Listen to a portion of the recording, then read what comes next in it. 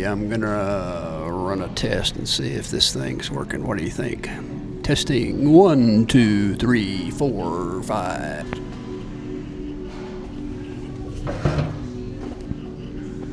All right, hello guys. It's day 11. I'm at the coffee shop and it is very noisy in here today, so I came into a little hallway that's off the main room to check in with you. Since it's what is today? Day 11?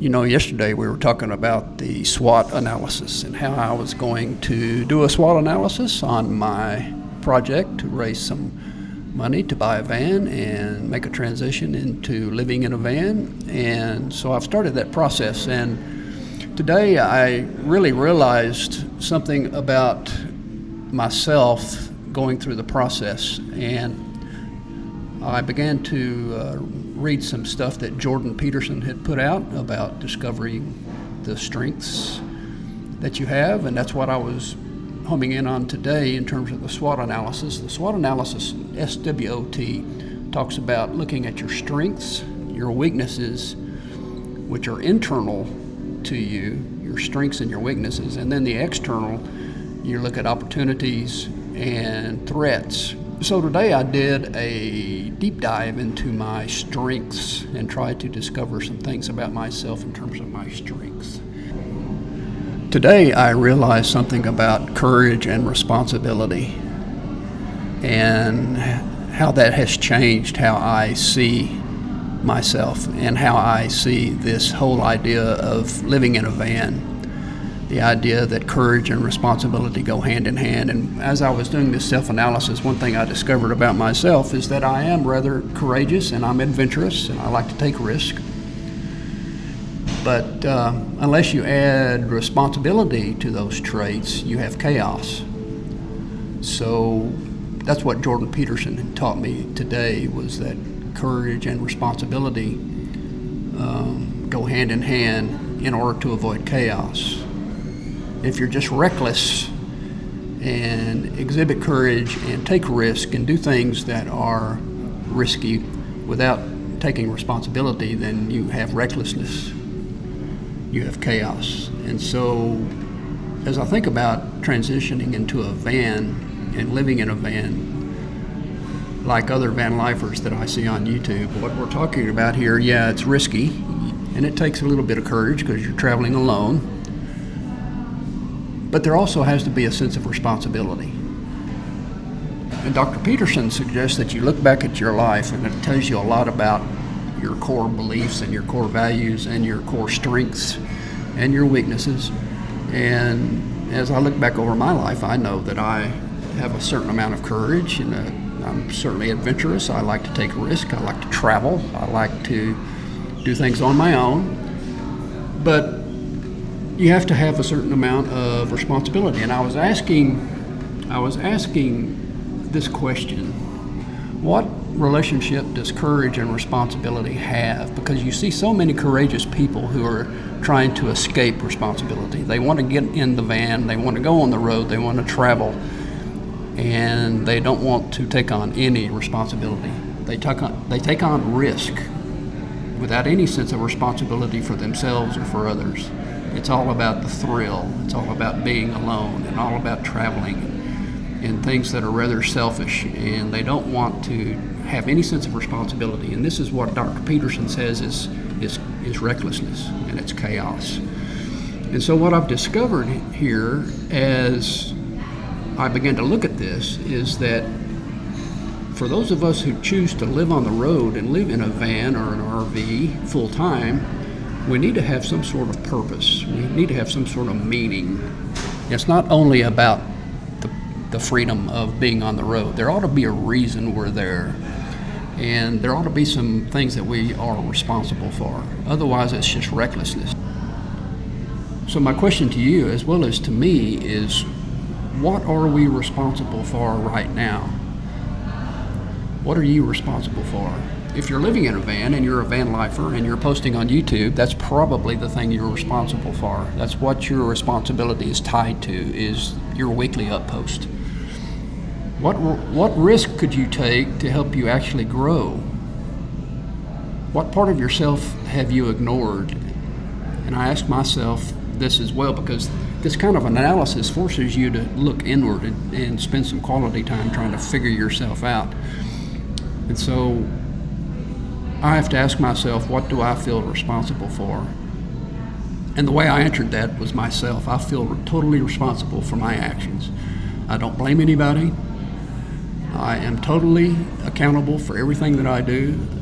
I'm responsible for my life situation as it is now. There's no one to blame but myself if I see things are not the way I want them to be. I can't blame anybody.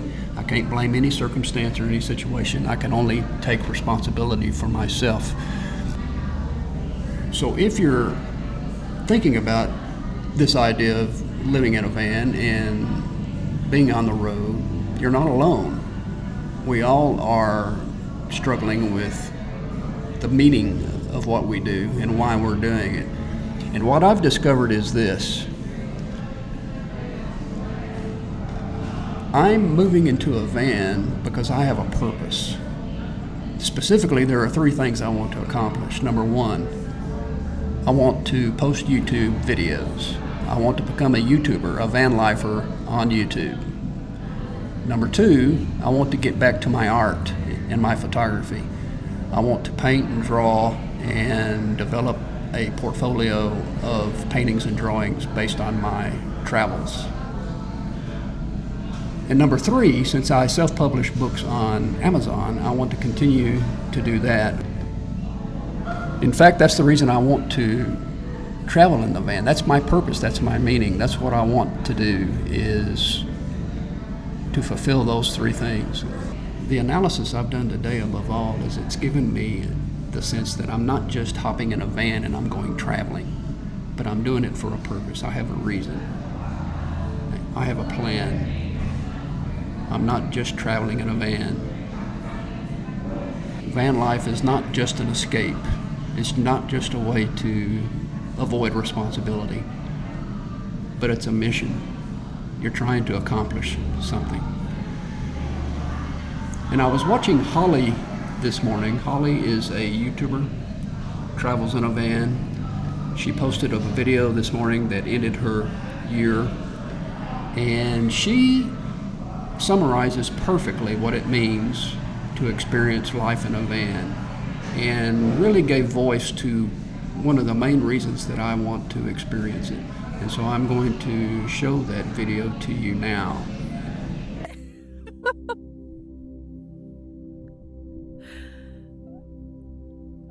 I've been very emotional. I don't know if it's because I'm like heading home soon and this part of the trip is over, but as I've been spending the last week reflecting on this first maiden voyage that I took with Stardust, and realizing and crystallizing the why behind why I'm doing this lifestyle, and then to end on such a high, like to be here, it just feels really good. It feels really good for once not questioning if I'm making the right choices in life and doubting my decisions. Like, no, I feel nothing but pure gratitude, like, for this opportunity to be experiencing this amazing planet we live on. Like, I can't think of a better way to do it than to be traveling in a van, because all these amazing places I'm showing here are from the side of the road. Like the van is parked like over there, and I just walk down and here it is. Some of the best scenery and views I've seen were from the van that I did my best to capture on camera to share with you all. With that, I think I'm gonna leave it here. Thank you all so much for joining me on our first summer-fall trip in Stardust. I hope it was enjoyable. I hope you liked coming along with us, and I guess until next time, I'll see you soon. Bye!